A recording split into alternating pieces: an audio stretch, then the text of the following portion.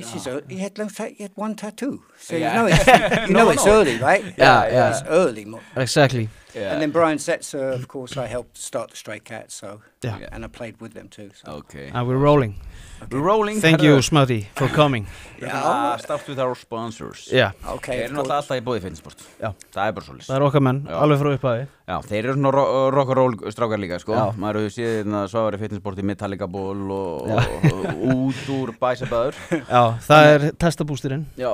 Protein og fleira. Hydroxycodone. Kóðan Götustrákar. 50% afsláttur. Yes. Kiki í búðina líka, stemningi þar getur verið í ruglunu, sko. Já, hún mögnu.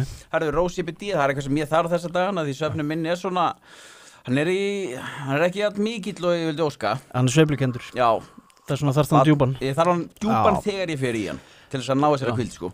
Sko, við erum nýbúin að fá nýja sendingu. Já, þú eftir að láta þetta þitt, sko. Ég gleymi því alltaf, sko. Við græðum það í vikunni. Herðu, ég er með í töskunni. Ok, ég fæði hjá þér, af því að mér vantar líka. Já, 30% spektrumolían.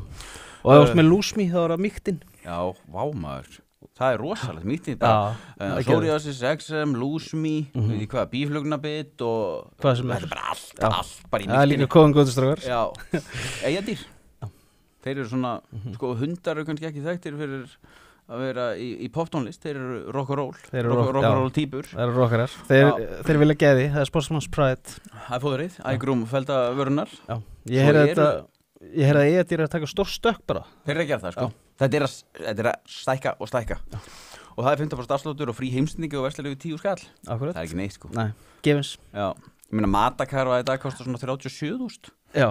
Það bara svolítið. Það svolítið. Og flestum stöðum þarf það að borga svona 25.000 til að fá frí heimsendingi. Og svo miklar helmingurinn af þessu og stöðum. Það er ekki vel þreitt, sko. Það rétt, sko. Já. Herðu, svo náttúrulega, sko, beautybarinn í Kringlunni. Já. Hann heldur sínu striki. Þeir eru með allar þessar watercloud-svörur. Já, þar færðu gæðin, sænsku byltingan eins og við komum að. Ef þú ert eins og ég og Jói Eymunds, snóðaðir, þá eru við með í skeggi líka. Já. Það Beard Oil, lubricant, það allt bara. Þóðu séu snóðar eða sköllóttir eitthvað svona, noti Beach Bum Tonic á skallan. Já. Það verður að vera einhver lykt af ykkur. Það ekki trættir að þú hittir gaur og þú veist bara, það er engin lykt í hérna. Þú veist, maður þegar hans að skallan maður. Það er engin lykt. Já. Hvað kjafta er í gangi? Það er ekki nógu. Nei, það er bara ekki nógu. Herðu. Let's welcome our new guest, the Beatle of Rockabilly. Oh no! Smutty Smiff. Yeah. How are you? Thank you so much for coming. Yeah, and thank you so much for having me. I've kind of been out the limelight a little lately in Iceland, but I've been here a long time, as you know. Yeah. And the Beatles of Rockabilly was a quote from an interview I did, and I didn't mean it to like that, but.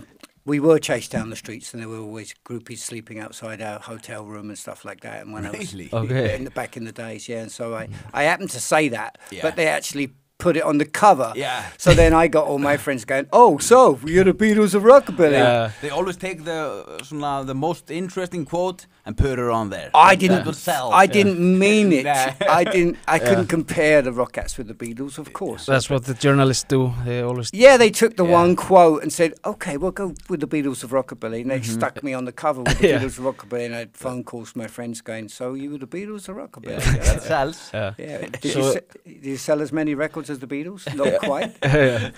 So if we start from the beginning, how were the things when you were starting out, like playing bass and meeting? I didn't play anything and I didn't do anything. I was studying restoring furniture in East London in the late 70s. I grew up on a poor council estate. I was born in East London with my mum and dad, but my dad left home very young. Okay. My mum was a hippie and an artist. And also she had a drink problem. So I was kind of like, there were no rules in my house. I mean, there was Hell's Angels with my mum sewing on patches when I was 12 years old. It was a pretty wild upbringing. There were no rules. But it kind of shaped me, into a path, without a dad as well. It didn't help because there were no rules. So long story short, I was a teddy boy. And what's a teddy boy? A teddy boy, teddy is short for an acronym for Edward. Okay. And back in the 50s, there was these guys, in 1955, 56, once Elvis hit, even in Iceland probably, like when rock and roll became worldwide, not just it started in the South in America with Elvis, Johnny Cash, Roy Orbison. Sun Studios was the main place that really was the birth of rock and roll. Okay. When that happened, by the time Bill Haley came out and did Rock Around the Clock, you had guys that wanted to dress different. It was post-war. And up until that point, you were drafted, and everybody up to that point had to go in the army. And so, it was a moment of everything open again. There was no war, and so people like this. It was like almost back to normal. But no one could remember what it was normal before the war. So the Teddy Boys were like groups of teenagers that liked rock and roll, but they wanted to dress different. So they basically adopted the style of Edwardian style clothes, long gambling coats. It looked like a cross between an undertaker and a Mississippi gambler. Okay. So these long coats and skinny trousers and pointy shoes, and they had ducktail hair, like everyone wanted hair like Elvis or Tony Curtis. Yeah. And so the Teddy Boys was spawned, and in my town where I grew up, you had these fractions. If you ever seen the movie Quadrophenia, it shows it quite well with the mods and the rockers and so forth. But the Teddy Boy, I wanted to be a Teddy Boy because I remember seeing when I first started to, become puberty, like when you start hearing music and listening to it and thinking, and starting to think about girls and clothes, and instead of just wearing everything, you want to get an identity for yourself. Yeah, to stand out. Yeah, basically, find yourself, to find yourself. Exactly. So I saw these group of guys walking down the town one day, and there's about 5 of them. They had these long jackets on, and they had tattoos on their necks, and chains hanging from the wallets, and they looked pretty dangerous, but it was pretty. So I was also working in a hairdressing shop, studying while I was at school. So when I was 14 or 15, at that time you could leave school at 15. Okay. And I wanted to, so I wanted to be a hairdresser first, and then I started listening to rock and roll and discovering it for the first time. It would have been probably, the first stuff would have been Johnny Cash and Elvis and Little Richard and Jerry Lee Lewis, traditional American rock and roll, which was taken from old blues and R&B. The term rockabilly actually comes from the blending of black Southern music combined with white country and Western. Okay. That's what Elvis did. Elvis did it. Elvis was white. He lived in a poor black neighborhood. But if you've seen the Elvis movie, he went to gospel things and he wore the same clothes as the black blues guys. So he was probably the first guy to get up on stage in a pink pair of trousers with a big chain, following the steps of Cab Calloway and B.B. King and the other guys. So he grew up in a black community, Elvis. Poor community. Okay. He didn't even have windows in his house. Chicken wire. Tupelo, Mississippi. Oh, very poor. Yeah, He went in to make a song for his mum, and then they liked it, and then he went back, and then they said, he obviously had a little band together they put for him, and he said, try this old blues song, and they sped it up, and he recorded Mystery Train and Baby Let's Play House, and it was just him and a stand-up bass player, which I played, contrabassa, and that was the beginning of rock and roll. Yeah. Did you listen to like Elvis and all of these guys? Yes, when I was started, I was also, it was 1972, I think, when I was about 12, living in Glasgow, I bought my first record. Yeah. I'd washed cars or shoveled snow or cut grass or some bullshit. Yeah. And I went out and bought a T-Rex song, and I liked that. Okay. It was Ride a White Swan by T-Rex, Mark Bolan. Okay. But then when I got back to England, we only stayed up there for a year, I saw the Teddy Boys in the town, and I thought, wow, that's what I want to do. Because at that time, you couldn't just be normal, like, a normal guy. England had, fractions. You had skinheads. You had left hippies. You had Hells Angels. You had greasers. You had Teddy Boys.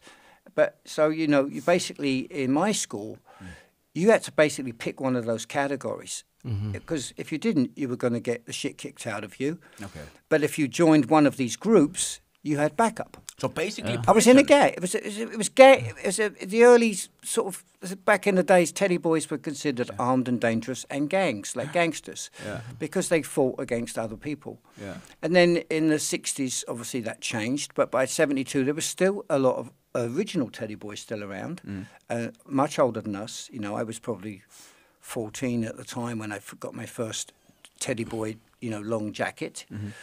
And then, you know, I started to go see bands, and then you know, and like the music. And then I met a guy named Levi Dexter at the roller skating rink, because the Teddy Boy Club, I was too young to get in. I didn't even have hair on my face or my balls, actually. Yeah. I actually remember putting a little bit of mascara on my little bit of fluff to try. I never got in. Finally, I got in, and I met this guy Levi Dexter. It was the same age as us, but a lot of the other guys in the club were much older, and they carried, you know, bicycle chains and knuckle dusters and flick knives. Yeah. They weren't to be messed with, really.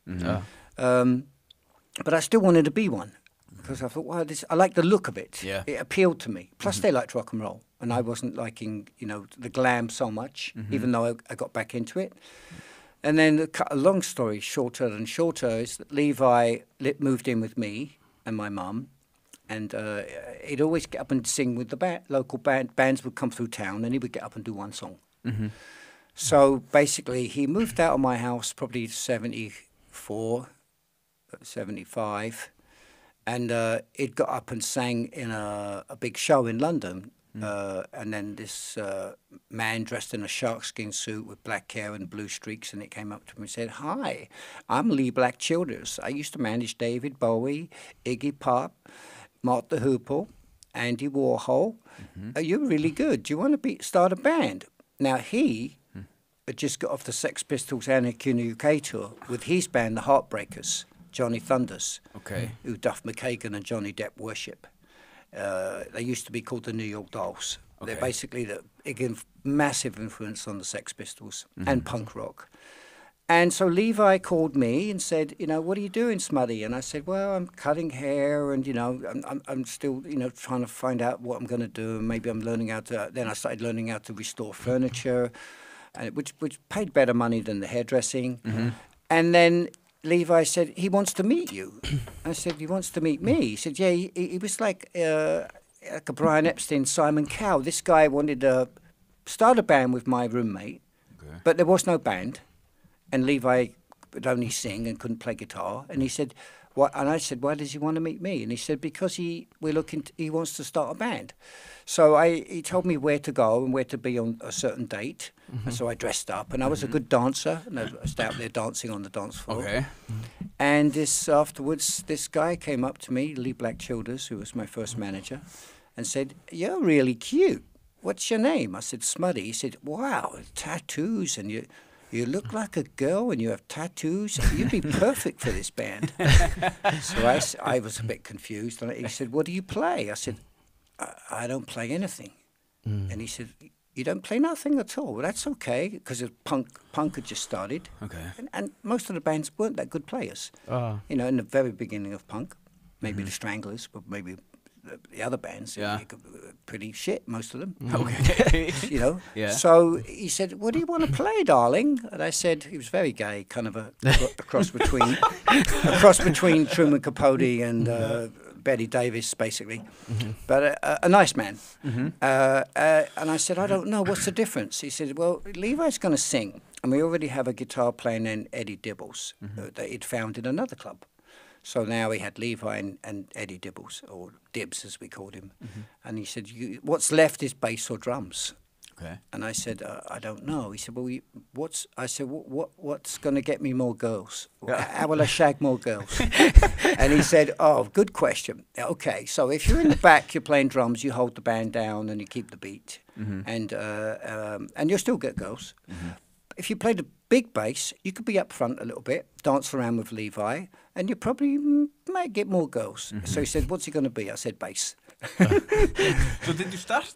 Contrabasso. Yeah, okay. And I said, okay. So then the next week, literally, or days later, he said, "Meet me in a pub," and we went out, and I was like dressed as a teddy boy, and then they would go in a bar, and it's like the Sex Pistols, they're sitting there with Sid, and Glenn. And how old were you then? Just 18. 18. Yeah. Was the bass hard to learn? Yes, but Lee said, I'll go get you a bass, but he couldn't get me a big contrabass. He got me a skinny one to start with. We used to call it the banana.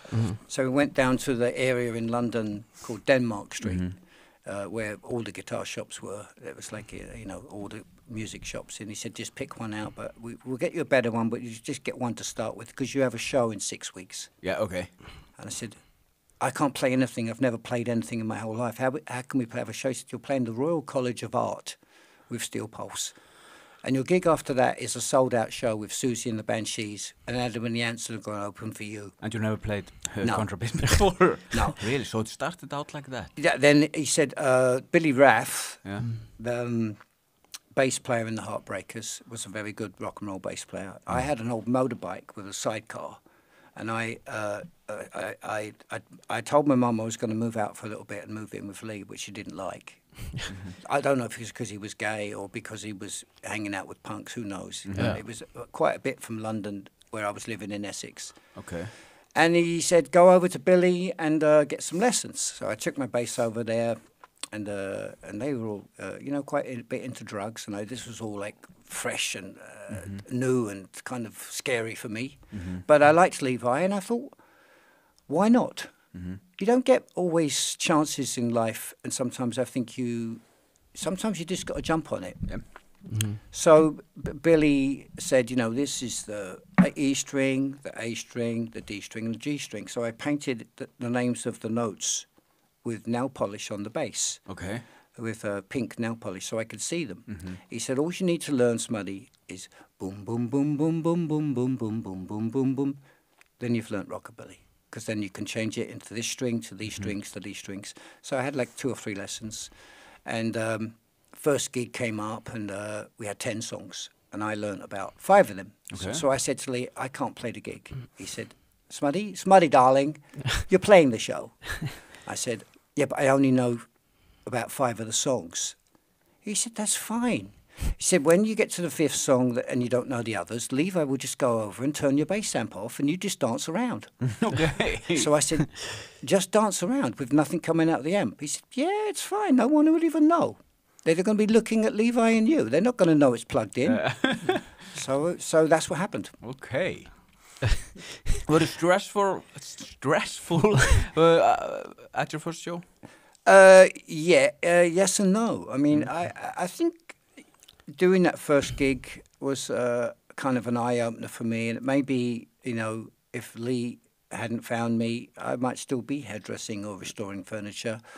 But just that feeling of being on stage with a contrabassa, performing people, and then, not expecting to get, people to like us because we were pretty shit. But then people clapped more, and then we had the second gig, was much bigger. The next gig was 1,500 people. Okay. Susie and the Banshees headlining on Boxing Day 1977. Okay. And Adam and the Ants opened for us because of our manager, just been on the Pistols tour, worked with Bowie, Iggy, Louis, I mean, just everybody. And that's that, and that show, we, bottles were thrown at us by the punks, and, for the first couple of songs. And then for the encore, Johnny Thunders came out, and it was very famous. It was in the Heartbreakers with Lemmy. And Phil Lynott was there from Thin Lizzy. And when we did, I learnt one cover song, Johnny, Around and Round by Chuck Berry. Okay. And Lemmy was drunk, and so were we. And for the encore, so Lemmy come out and sang backgrounds on it. And then a few, months after that, so I would go to the punk clubs thinking, wow, man, I'm really going to get beat up today. But, I would walk in down the stairs, and then Billy Idol would be in front of me and Joe Strummer would be behind me. So the punks were like, what's wrong with this picture? Because obviously, if I'm with Joe Strummer or Billy Idol, I must be okay. Yeah. So I kind of got, the Willy Wonka gold ticket, basically. I really feel like I got the gold ticket. Yeah, exactly. So how was, did you start drinking a lot and using drugs at the same time? No. Not then at all. I didn't even smoke, and I didn't do any drugs till much later on. That was a much later, darker period in my life. I never really did a lot of drugs because my mum was, you know, a heavy drinker and took benzos and weed, and so I was kind of a bit put off it. I mostly just drank. You know, started out on cider and worked my way up to Stella. You know, so but you know, we played a tour of the UK, and we started to get press. And then my manager said, you know, the Heartbreakers were breaking up. He said, I think we're going to do the same as what we're doing here in London, but in America. And that's where all of Lee's connections were, because he'd worked with Andy Warhol. And he was Bowie on his height as Ziggy Stardust. My manager was his tour manager. So before we even got there, we had a sold-out show in America? New York City, Max's Kansas City, opening for the Cramps, 2 or 3 nights, November 10th and 11th, 1979. How many people? I don't know what it held. It was sold out. But it was the most famous club in America at the time. It's like the Whiskey Go-Go. It was like everyone. Hendrix played there, Floyd played there. I mean, everybody played there. Did you move to America then? Yes. Yeah. Okay. And how was it? Well, it was an eye-opener because I thought in America, you know, when we got there, I thought there'd be other people that looked like us. But, you know, we had to basically educate Americans on their own music. Because I remember, because punk would hit then, and you had really good punk bands like the Ramones, Patti Smith, Suicide, Richard Hell, I mean, playing regularly at these clubs, who came to our gigs because they were Lee's friends. So, you know, but they didn't know what rockabilly was, so we had to tell them, and basically what we did, you know, is re-educate the younger crowd that thought we were punks. And Levi actually had dyed his hair blue at that point, but we weren't playing punk at all. We had nothing to do with punk. But the punks, you know, the punks liked it. I mean, what happened in England slightly prior to that was, you know, we were playing to punks only because we couldn't play perfect, and because we couldn't play the solo perfect from Bebopaloola, the Teddy Boys didn't like us because they were older and they liked the original version. But we didn't play original versions. We played it, you know, 10 times faster and you know, and sloppy. Were there no other rockabilly bands in America when you came? Very few. Robert Gordon started with Tough Darts and went into rockabilly. Ray Campion, the Rockabilly Rebels. There was a lot of the old ones still alive, still touring. Jerry Lee Lewis, Chuck Berry. But there weren't people, young people like us, 18, dressing like them and playing this music. So I don't want to be big-headed cunt about it, but I think Levi and the Rockats was probably classified as, in history, if you read about it, as one of the first neo-rockabilly bands. So you took it to the next level, the rockabilly. And before other bands, the Polecats and Stray Cats, but it opened up the doors for everyone. You know, what happened in England's like, we would play the punks, and then you'd see those punks 3 shows later dressing like us, and then it developed into psychobilly. So, you know, it crossed over, it pollinated, it kind of like, you know, it became to a, okay, we're not going to beat each other up. I like rockabilly, I'm a punk, I can go to rockabilly gigs, because the punks couldn't go to Teddy Boy gigs, and the Teddy Boys couldn't go to punk gigs.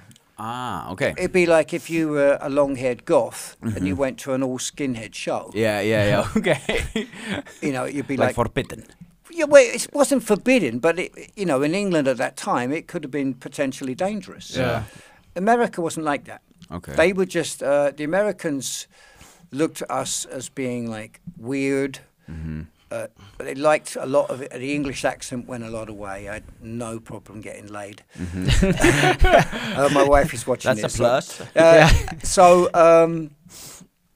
in America, we were taken in very, very good because, you know, we also, you know, we met people like Mick Rock and Andy Warhol and Robert Mapplethorpe and Patti Smith, and we were in the, you know, Lee was really good friends with Debbie Harry, who I'm still friends with now. And one of her first videos, she said, bring the band down, bring the Rockats down. We're doing Call Me, or one of her big early hits. And I watch it on YouTube. And we were in the background doing the hand jive behind the drummer.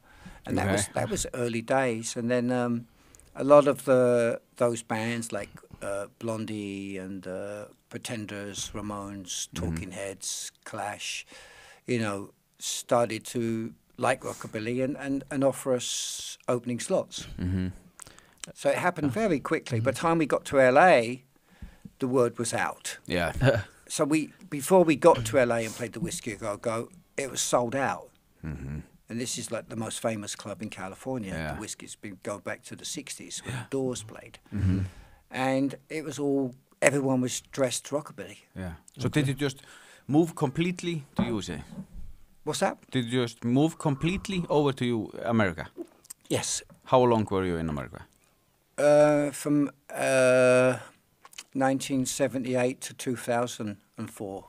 So you lived longer in America than anywhere else. Yeah. Okay. Yeah. What about the? But I never picked up the accent because I thought it was shit. Yeah. What about the tattoos when you arrived there? Did many people have tattoos in the United States? No, tattoos. One of the reasons I was photographed so much, because I also got into modelling. I was asked to model as well. Was musicians didn't have tattoos that I knew of. But, you know, there was a very rare few. But when I took my shirt off on stage, people just gawked and their mouths fell open. Because I had full sleeves in 1977. Probably not. And so there was this is 20 years before Guns N' Roses and Motley Crue and, you know, and every band now, you know. So it was like, wow, holy shit. A lot of people say, why did you do that to yourself? Yeah. Why would you do that? A lot of people come up to me like when I'd be like on the beach or, you know, in a swimming pool, say, old people come up and go, that's crazy. Why would you draw all over your arms? Yeah. And I'll be like, I was a teddy boy. And they were like, what's that? And then I'd have to explain. But, you know, the people that had tattoos then were probably mostly your Hells Angels. Yeah, dangerous people. Guys in the Marines or the Army. And convicts. Yeah. So I didn't fit into any of those categories. No. I wore makeup and looked like a girl. Yeah. Yeah, but it was like part of your journey. You got recognized because of the tattoos and... Oh, I think tattoos had a lot to do with, you know, the art crowd and the downtown New York crowd and the downtown LA crowd. The way I looked and the way the band performed with a lot of energy and a lot of showmanship. I didn't realize at the time, but I was, you know, like when I was on the radio, when I first started on the radio here, I guess I was a natural without being big-headed about it. I was more comfortable on stage than off stage. Yeah, and I sucked it up, and you know, the more confident I got, the more crazy the show got, and the more crazy the audience got, and the more people came to gigs, and it grew and grew and grew. How were the parties? Like with big names and to travel around, like you worked with Sex Pistols, Clash, Tina Turner, David Bowie. Yeah. How were the parties? Well, I can't go into very big descriptions, but the parties, you know, that I started out at, I remember, you know, one time I was at a party and Joan Jett was there, and she was just left to run away, and she hadn't recorded I Love Rock and Roll yet, and most of the party we all took LSD. Okay. So I remember Joan saying something like, "Hey, Smutty," you know, and Joan's gay, and I'm not. And she said, "Hey, do you want to come in the cupboard with me and like, you know, have fun?" I was like, "In the cupboard," and we were tripping too. And we'd already ordered a bunch of liquor from the liquor store, but the guy, this little poor Mexican guy, the girl that opened the door had just suspenders and stockings and a whip and some handcuffs. Her name was Pleasant. And she opened the door to the delivery guy, and got him out on the balcony and handcuffed him to the balcony and then closed the door. Left him out there all night, poor little guy. I felt bad for him, actually, you know. But he delivered the booze, and that was the main objective, and handcuffed, you know. Yeah. Some people pay for that, but, you know. So yeah, I mean, I didn't end up making out with Joan and other parties. I was often chased around at some of the bigger Hollywood parties by gay film producers and actors and stuff like that. Because I guess because of the way I looked, they automatically took it that I was gay or bisexual. Yeah. And I remember saying to one guy said to me, you know, I think it was Andy Warhol. He said, "Hey, you're beautiful, Smutty. You're so lovely. You look like a girl, and you have tattoos. Are you bi? Are you bisexual, or do you swing both ways?" And I said, "No, I'm trisexual." And he said, "Trisexual?" I said, "Yeah, I'll try anything once as long as it doesn't hurt." Sorry, that was a bit crude, but But did you tour all around the world, or was it just So, like, how many countries was it? Just mostly America, but also South America, and I played in Trinidad with the Go-Go's. Toured Japan 11 times. Japan. Yeah, all in it, not just Osaka and Tokyo, but the whole country. How was it in Japan? It was mania. It was because we hadn't gone there as the Rockats when we first started. Our first gig there wasn't until '90, but they'd been listening to us since '82 or '83 or earlier, and seeing the TV shows that we were on, because we were on TV in America, and that, you know, I'm sure back then they managed to find out about us, and the records were released there. Our first album. Okay. And it was mania. It was Beatlemania. It was mania. There was people just meeting me, crying, shaking. Really? Saying, "I can't believe I'm meeting you," just like bawling. Yeah, okay. I've seen it like when people see Michael Jackson on stage and Elvis and all the girls are like crying. Was it like that? Yes. Oh my God. Yeah, just crying and shaking, saying, "I can't believe are you Smutty Smiff?" Are you Smutty Smiff? Yes. Yeah. "Oh, I can't believe I'm meeting you, Smutty Smiff." Yes, calm down. Roll-legger, slappa af. Slappa af. Andijuf. Yeah. Now everybody just want to take a selfie today.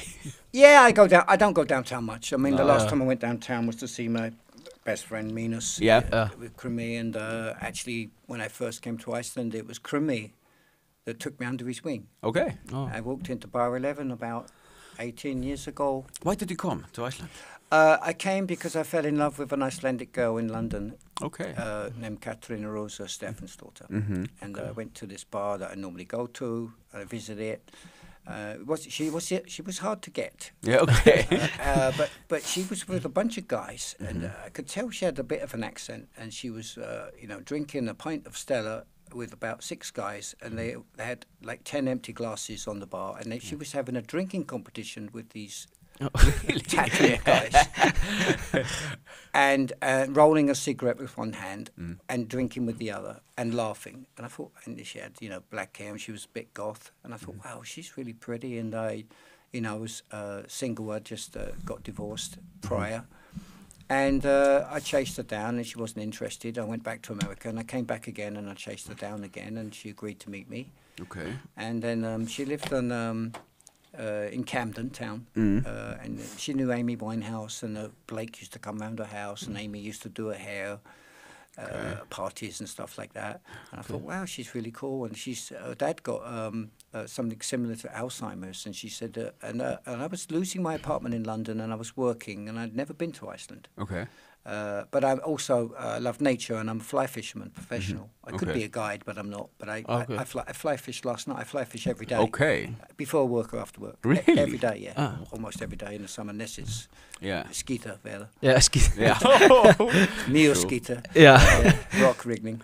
So I convinced her to go out with me, and she brought me to Iceland, and I met her family, and she had a real Kate. The thing about Kate was she's totally the opposite to me. Yeah. I have ADHD. I'm bipolar. Yeah. I'm mad as a fucking hatter, basically. Yeah. and she is just neurotic. Nothing stresses her out. Yeah. Okay. It could be like, oh, the house is on fire. And I'd be jumping out off the roof and freaking out. And she'd be like, let's call the fire engine, and we'll put the fire out. Yeah. It's just always, and I think from my upbringing and my life has been life in rock and roll is always up and down. It's a roller coaster. Yeah. You have very high points and very low points, and I do suffer from depression.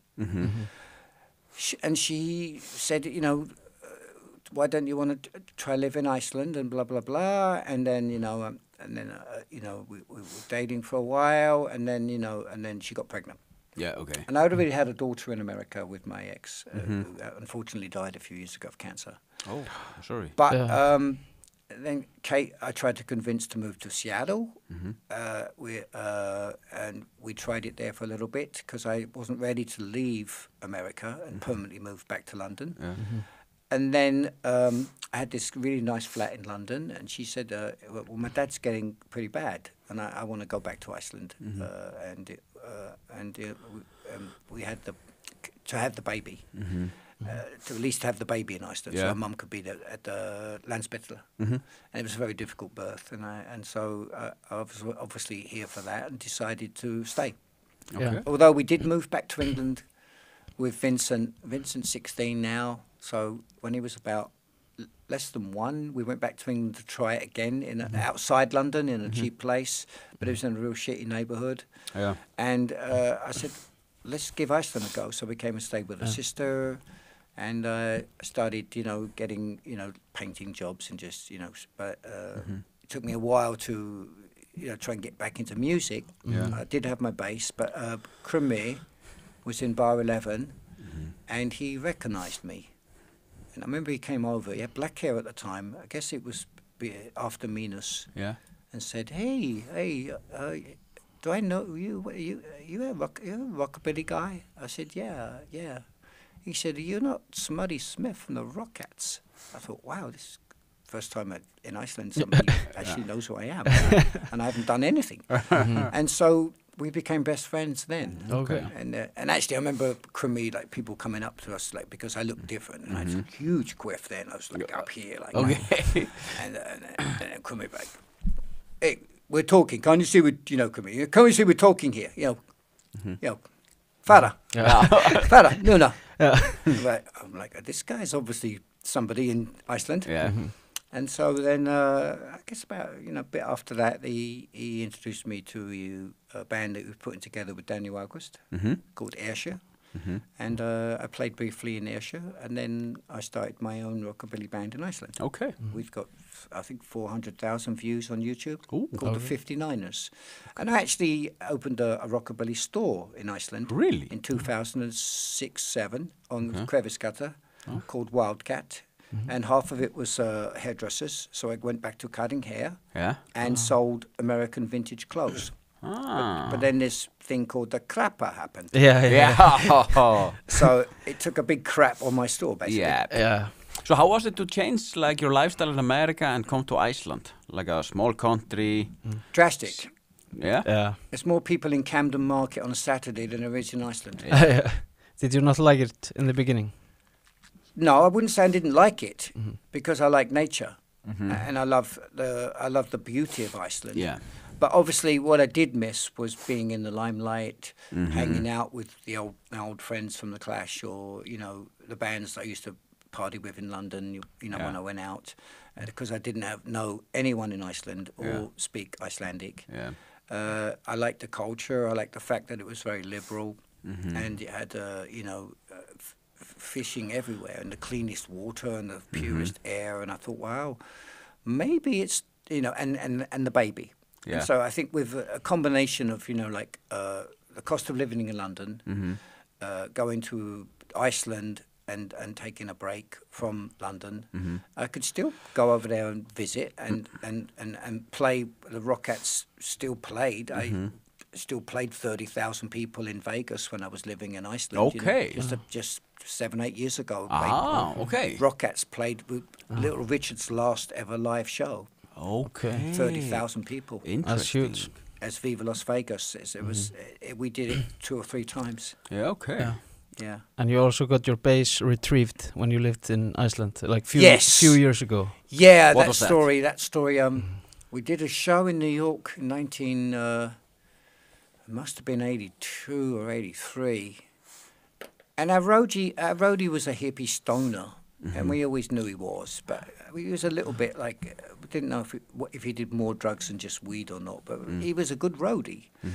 So we had all the gear put in his van, and we said, see you at the next gig tomorrow. We'd played somewhere, and he drove through the Holland Tunnel back to New Jersey, but it was like -20 or something stupid.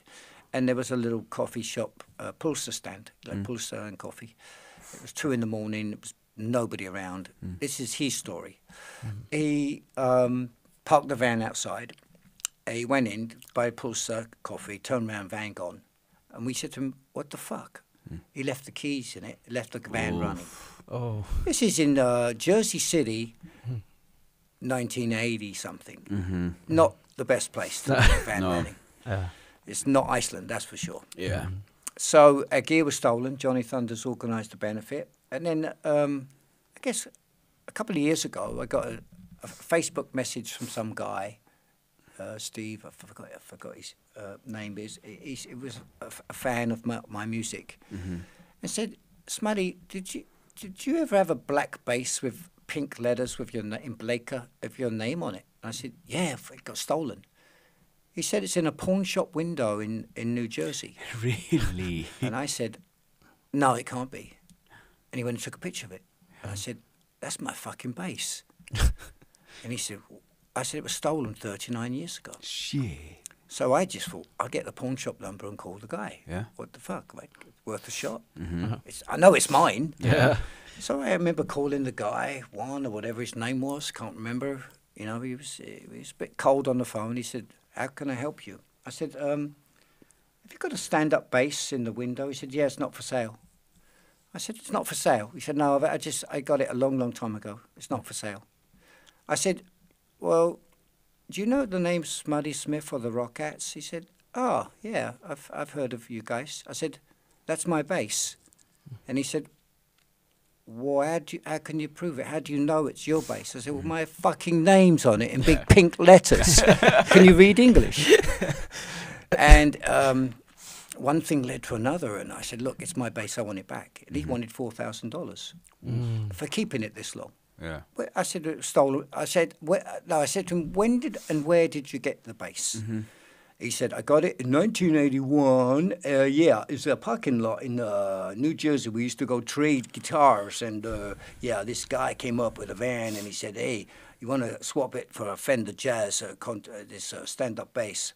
So I said, so at 2 o'clock in the morning in 1982 in a car park in New Jersey, you got this bass. You didn't find that a bit suspicious? He said, are you accusing me of buying stolen goods? I said, no, I didn't say that. I just said, didn't you find that a little suspicious? Then the New York Times contacted the guy, because this guy that saw the bass told the story the night before I called the pawn shop on stage, because it's a good story. You know, I think I might have found Smutty Smiff's bass in a pawn shop, because it was a regular gig for him. He played there every week.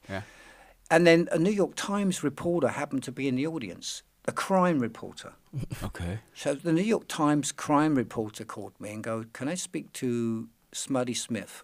And I said, this is him. She goes, did you get your bass stolen in 1982 and now it's in a pawn shop in New Jersey? And I said, yes. She goes, the New York Times want to do an article on it. A week later, they said, we're going to put it on the cover of the New York Times. Okay. The cover. It made the cover story of the Sunday section. Damn. So that kind of elevated me a lot, and I thought, well, I'll never get it back. And then I remember I called the guy again. I told him about the New York Times and picked up the story. I said, this isn't a fucking Slash magazine or the LA Weekly or Grapevine. This is the New York Times. He said, all right, let's negotiate again. I want $1,000. I said, look, you've had it all this time. I'll give you $500. He said, okay, bring over the money and I'll give the bass to your guitarist. My guitarist lived in the next town, Barry. So the Times came out the next day. Yeah. And then I called to tell him that my guitarist was on his way with the money that he wanted for the bass. And the Times also said they wanted to interview him. And he said, whatever. I don't care. I mean, I still want money for the bass. Yeah. And I was thinking to myself, this guy could come out of this in two ways. He could come out of it like Robin Hood, or he could come out of it like the Sheriff of Nottingham. Yeah. Which one do you want to be? You want to be Robin Hood, give back to the poor, or do you want to be whipping people to the post and hanging them for taxes? He had that choice. Yeah. I gave him that choice. Yeah.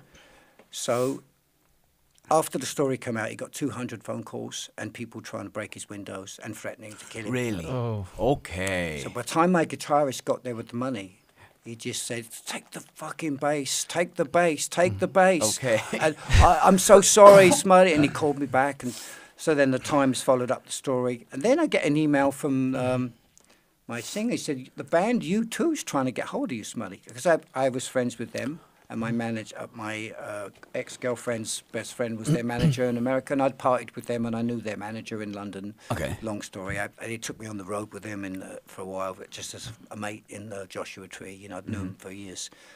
But I hadn't spoke to him since then. Okay. So then I get an email from the bass player, Adam Clayton, and he says, Smutty, is it true? I just read in the New York Times, because everyone reads the New York Times, everybody. Yeah. Is it true that your bass got stolen and the pawn shop want money to give it back? And he said, I spoke to Bono and Edge and blah, blah, blah, and, but I would like to buy it back for you and ship it to Iceland. Okay. It's the bass player on U2, so I thought, well, that's nice. And a few actors and a few other people came forward and offered to buy it, but I got it back without paying for it because the guy realised that, it could have been so much good publicity for him to give it back. Yep. Yeah. And he went the other road. Yeah. Greed. Yeah. And then he felt bad, but he was too late. He'd already shot himself. Yeah. So I got the bass back, and it's safely back in New Jersey. Yeah. Okay. It's a great story. Yeah, I mean, it's almost like a movie that Johnny Depp could be in. Yeah. So you were in New York Times and you brought some treasure with you. Yeah, can I take my jacket off? Yeah, of course. It's getting a bit warm. I'm sorry. Yeah. Of course, yeah. Allt í lagi, ekki máli. Allt í lagi, ekki máli. Ekki máli. Þannig Smutty kom hann með magasín, hann með innrammaðar myndir frá þessu ævintýri. Það ekki margir sem eru með mynda sér við hliðan á Tommy Lee. Það enda rosalegt. Það ótrúlegt. Þú getur tekið réttunum aðeins hérna. So, Tommy Lee one is over there. Yeah. This one. That's the Rolling Stone, yeah. The Rolling Stones? It's the magazine. The magazine. The magazine is the Rolling Stone. The magazine. Okay. It's an album that they. They're heavy. They basically. Tell us about this. Well, I was living in Long Island. I just rockats were on a break. Okay. And so we have to keep the mic closer. So like here. Okay. Yeah, like this. I was on a break. Moved to Long Island, which was a nice part of New York, and my friend was a master carpenter and an English guy, and he was also the original drummer in the Rockats. And he said, "Do you want to help me? I can pay you cash every day, and we can fish on the beach." And building a billionaire's house with a swimming pool because he didn't like to go in the sea on the beach. Typical American thing, Yeah. Buy a house on the beach, but don't go in the water. so, love those Americans. Yeah. So right? Yeah. I got a hot tub, but the ocean's right there. Yeah, that's true. So I think the photographer called me and tracked me down and said, Smutty, what are you up to? I said, I think I'm going to take a break from music, and I'm out in Long Island right now. And she said, well, I've been contacted by Rolling Stone. They're putting together the best portraits of the most famous people ever in acting and rock and roll. And I'd already had a little picture in Rolling Stone magazine on tattoos because, like I said before, tattoos were taboo.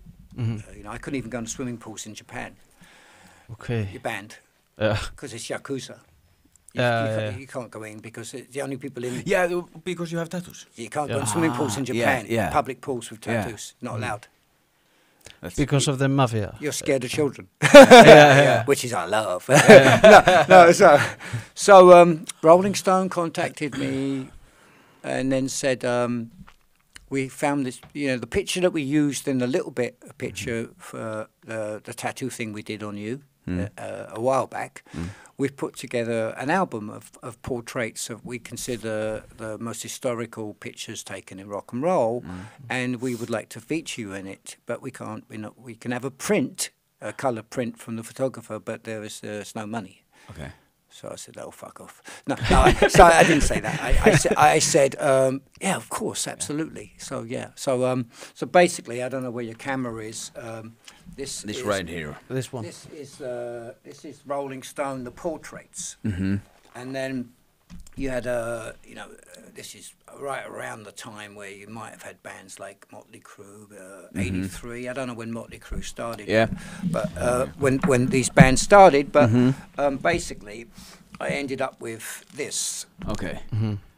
So you have Tommy Lee on the left side at the bottom. How many tattoos does Tommy Lee have there? Very few. Yeah, 3. Yeah. 2 or 3? Yeah, and he thought he was heavily tattooed. Yeah. Till he met me. Yeah. And then Brian Setzer from the Stray Cats, of course. So you are on the big picture on the right. That's me, yeah. Yeah. That's amazing. So that's Rolling Stone. That's one to give to my kids because, everyone wants to be in Rolling Stone. Yeah, exactly. You've got Tina on the cover. And you got a bigger picture than Tommy Lee. Of course. Yeah, of course. He might have a bigger dick, but I've got a bigger picture. Am I allowed to say that? But I mean, the pictures in here, they're not just me. I mean, they're the most famous pictures, ever taken. John and Yoko Ono. Yeah. I mean, that's who's in this book. It's like Jagger and Bono and everybody else. Yeah. So the next one. This is like a treasure for you. This one. Yeah, I don't know where I am in that one. Yeah, maybe this one. It's open. Yeah. When I first got to New York, there was an English photographer named Mick Rock. Okay. And he shot. We bonded right away, obviously because of Lee Black Childers knew him, and Lee Black Childers was actually a photographer too. Okay. Because he was the guy who was taking pictures of Bowie and Iggy. He wasn't as famous as Mick, because Mick did the cover of Syd Barrett's album, Raw Power, most famous Stooges album, and also Bohemian Rhapsody. Yeah. Okay. So, and he was Syd Barrett's roommate from Pink Floyd at Cambridge University. They got thrown out for making LSD. Okay. So, like you do. You can go to science class, make LSD. Yeah. Sorry, it's not detention. You're out. Yeah. They were probably trying to put it in the drinking water or something. So the next, Mick Rock became a friend for life. And, and this is one of his books called Blood and Glitter. Blood and Glitter. Oh. Yeah. And you have pictures. Mick did all the pictures for Rocky Horror. Okay. He was there on set, and let me see. Very famous ones of David Bowie. Yeah. And Bávarinn maður. Space Oddity. Yeah. Mick Rock. Okay.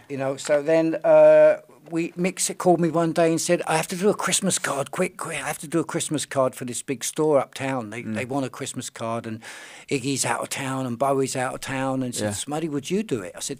He said, I can't pay you much, but you can go in the store and you can have as much as you want in the store. Okay. I thought, that sounds... What store?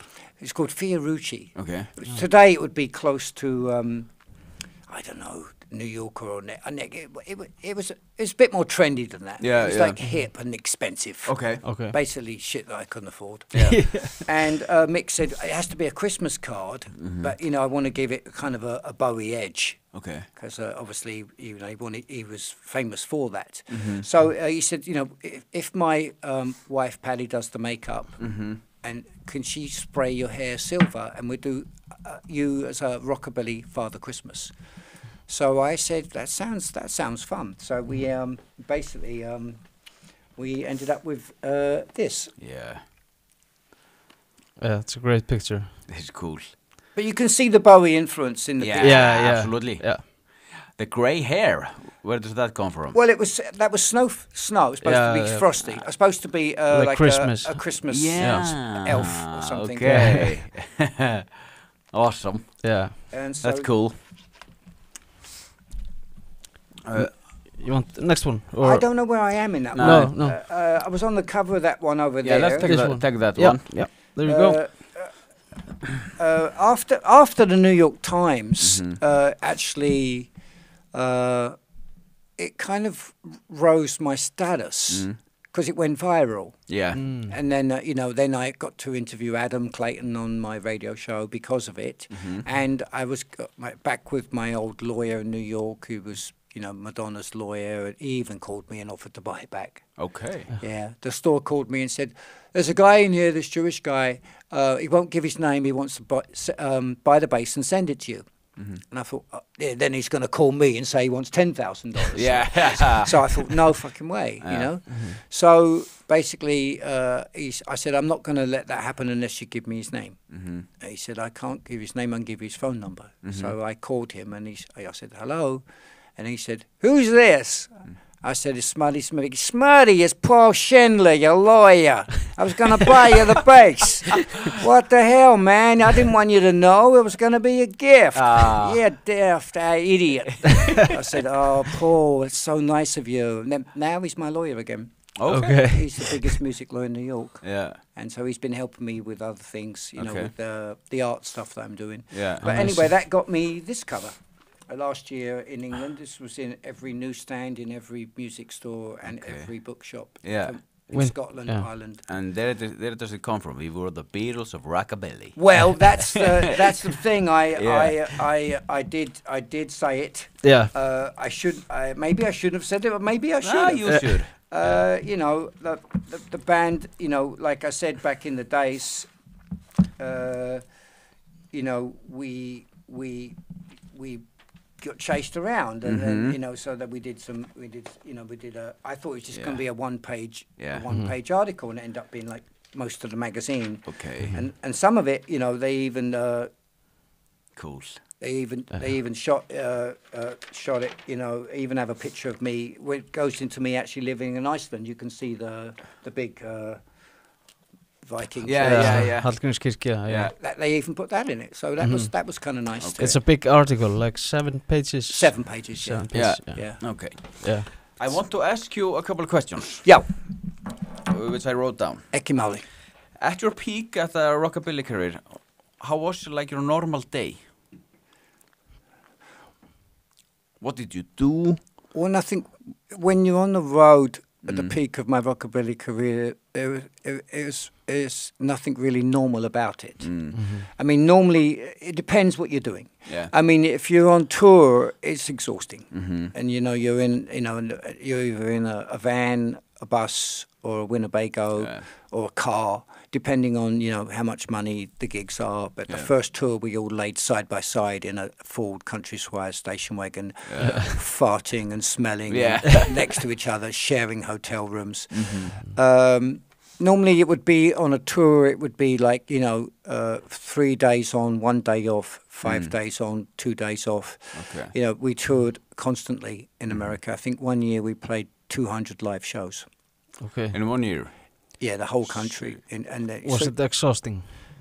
Well, no, because I was young. Yeah. I couldn't do it now. I wouldn't do it now. No. I would only way I'd do it now is if I had a tour bus and I didn't have to speak to the other guys. Yeah. But it was very tiring, and but it was also very exciting. I mean, one day you'd be in Chicago, the next day you'd be in Detroit, and all the gigs would normally be sold out, and it'd all be rockabilly fans. Yeah. And so I got to know every city. I actually, at one point, I had a groupie in every city. Yeah, okay. So when I landed, I got picked up by the girl and taken for a meal and back to her house as long as I was back in the van on time. Yeah. Which I wasn't often. But so I got to know America very well. Yeah. I knew my way around Chicago and New Orleans and Detroit.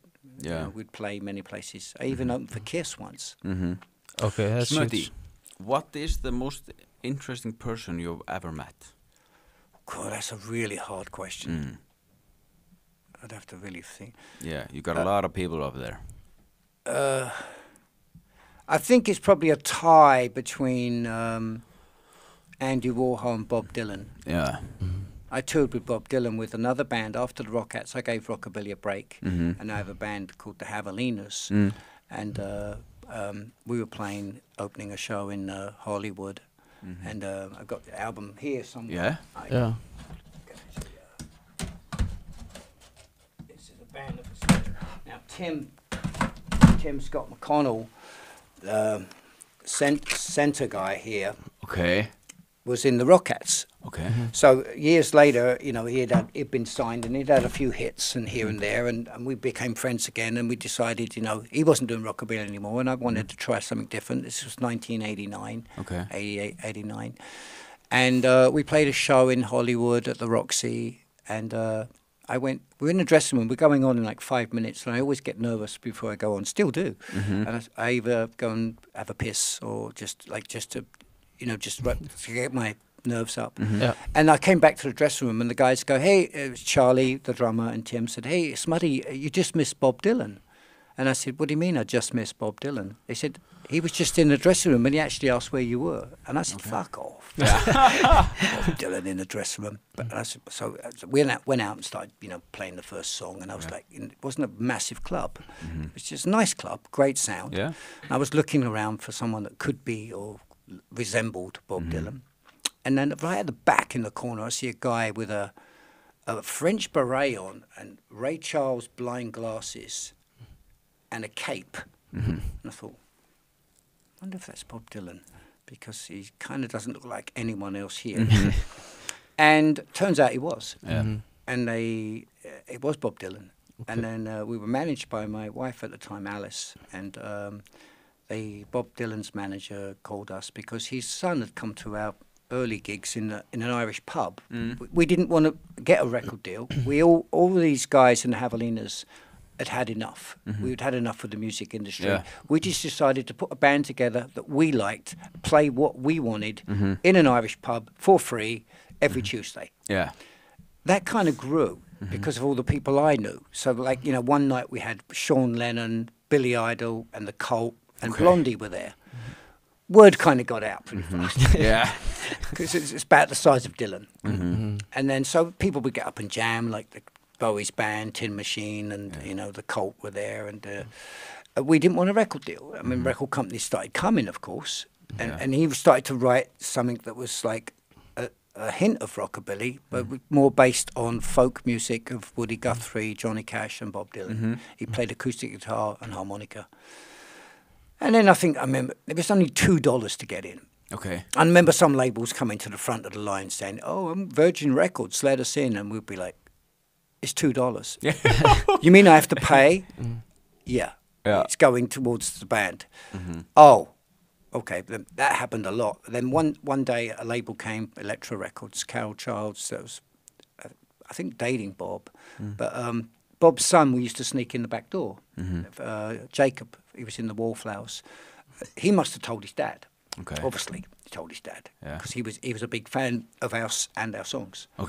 So we got the Dylan tour, and the record company said, I remember saying to the label, our record wasn't finished. We mixed it at Dave Stewart's house from the Rhythmics and recorded it at the Sound Factory, and we toured with Bob. He travelled separate from the band and a different hotel, so we didn't get to really see him on the whole tour.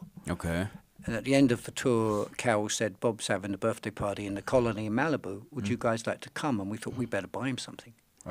So we went out and bought him this little travel guitar, and we go through like many security checks because he'd bought all the other houses on the Colony too. So you had to go through one house, then to another house. And I was smoking. I'd started smoking weed then, and then and Charlie knew him before and played with him. He said, you know, if Bob comes out, Smutty, don't say nothing. I said, don't say nothing. He said, if he says anything, just say yes or no. I said, okay. He said, just say yes or no. That's it. You got it? And I said, okay, I got it. And so we had a bit of a puff, and you know, and then I see Bob walking towards us. And this time he's got a cape on, and he's playing a flute. It's dark, and he's got glasses on, and the French beret again. I'm thinking, and so he comes over with Carol, and we show him the guitar, and Charlie was smoking. I was a light smoker, but they were smoking something, and Bob was opening it like he'd never seen a guitar before, and I've started to get a little bit like nervous, thinking I'm sitting here with Bob Dylan and in his garden, and Charlie was kicking me under the table, trying to remind me not to say anything, and then Bob says, "Hey man, you guys were really good on the tour, blah blah blah," and then I just blurted out, I said, "I heard waves." And then I thought, I just blurted out, "Is that the ocean I can hear?" I just saw Charlie gives me this look like, Smutty, Smutty. And then Bob just put the thing down, and he put his glasses down on the table. He goes, "Smutty." I said, "Yes, Bob." He said, "Would you like to go to the ocean?" And I said, no, I just heard the waves. And then he said, "Oh, yeah, it's the waves." Put his glasses back on. But he was just messing with me, but I shouldn't have said nothing. I should have listened to the drummer. Say nothing, do nothing, just say hi, Bob, goodbye, Bob, hello, Bob. What kind of guy was Bob Dylan? Very, very cool. Very, very, very nice, and just he invited us to his party and put us on tour, and and the same with Springsteen. He came to a show one time. We were playing with Chris Isaak at the Wilton. It was sold out, and I remember a knock on the door, and we were going on, and I opened the door, and there's Bruce Springsteen and his wife, and we were opening for Chris Isaak, sold out show in the Wilton Theatre. And I said, "Hi, Bruce, we're going on in a minute. Chris Isaac's dressing room's upstairs. This is the Javelinas." Thinking he'd be like, "Oh." But he said, "I know, I didn't come to see Chris Isaak. I came to see you." And I was like, "Oh, do you want to come in?" We got 10 minutes. And he came in, and we were just talking about, I had a 55 Rocket 88, and he started telling me about his cars and how he loved fixing them. And he said, "Have you got any swag?" And I said, "Swag?" He said, "Yeah, a T-shirt for me and my wife." I said, "Yeah." And I went and got him a Javelinas T-shirt and his wife. And then we went on stage, and there was the monitors were on the side. And Bruce came up and stood on the side of the stage. So we're the opening band for Chris Isaak. But imagine the audience, right? So you're looking at the Javelinas, but Bruce Springsteen standing in the monitors wearing a Javelinas shirt. So like everyone's like, So then years later, Bruce Springsteen released this MTV Unplugged thing of our single, High Hopes, which is on this album. It's the single, it's the title of the music video, which was on MTV. Then, I don't know, 4 or 5 years ago, he redid it. He called the album High Hopes, the single High Hopes, and the video High Hopes. Okay. He was definitely a big fan. And Leadfoot has gone on to win 2 Grammys. And he's writing music for that show Exit, which is on in Iceland. He does this, he's in it, and he writes music for it. And he's produces Norwegian bands, and he lives in Norway. Amazing. So that's Warhol. I think Warhol or Dylan. I think it would be for me. Both, and Bowie, of course. But big larger than life characters. You know, it's kind of like you. They got the aura. Aura. You think about people like Keith Richards and Jagger and Bowie, and but you know, when you're standing this close to them, it's definitely kind of you know, it doesn't make you feel uncomfortable. You just feel like you're in the presence of greatness. You know, like I'm standing here. You know, David Bowie's asking me if he can use my hairdryer and brush and do his hair, and I'm saying, "Yes, David."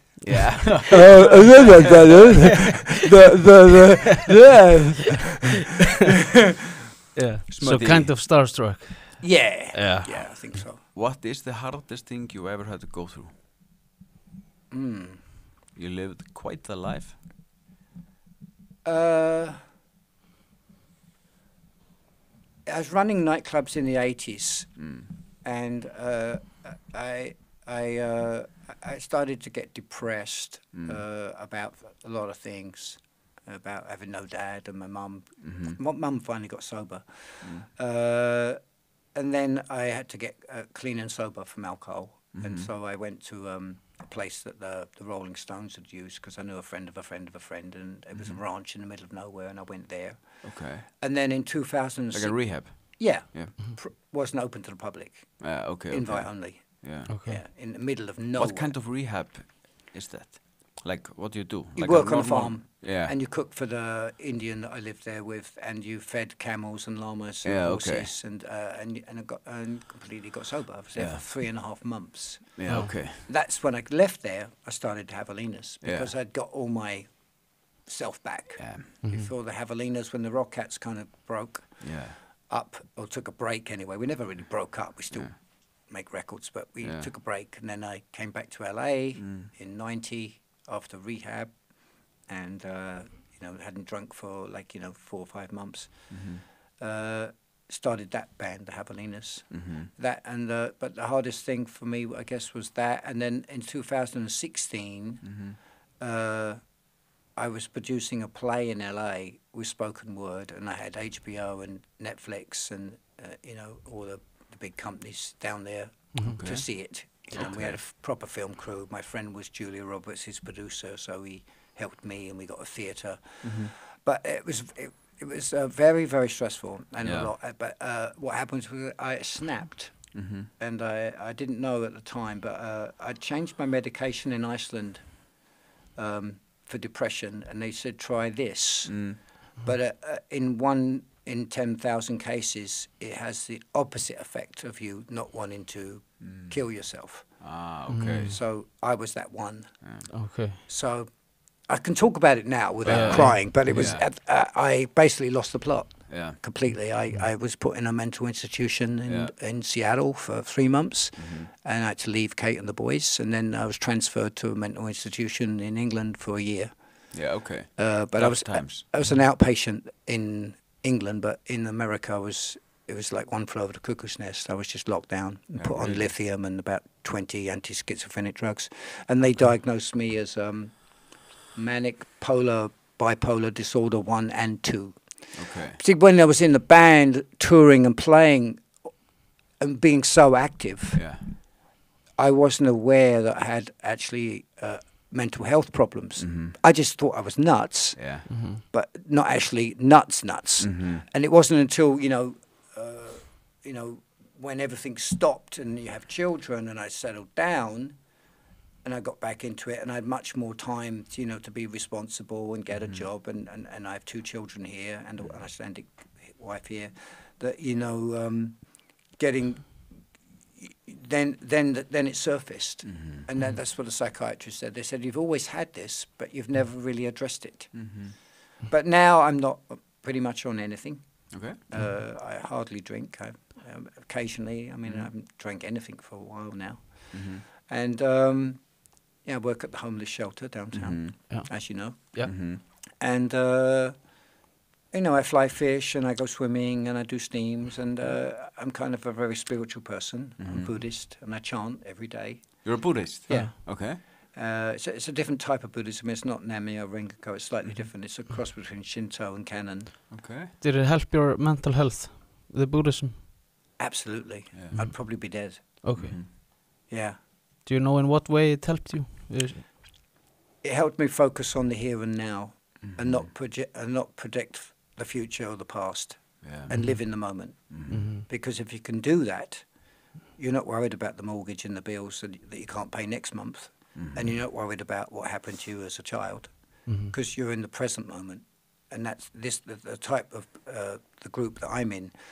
The biggest emphasis is on being in the moment, because that's all there is. You might get hit by a bus tomorrow, without sounding too doomy. Yeah. But it's the truth. Yes, and it works for me. Yeah. What's the best thing about life today? My children and my wife. Like family. And living in Iceland.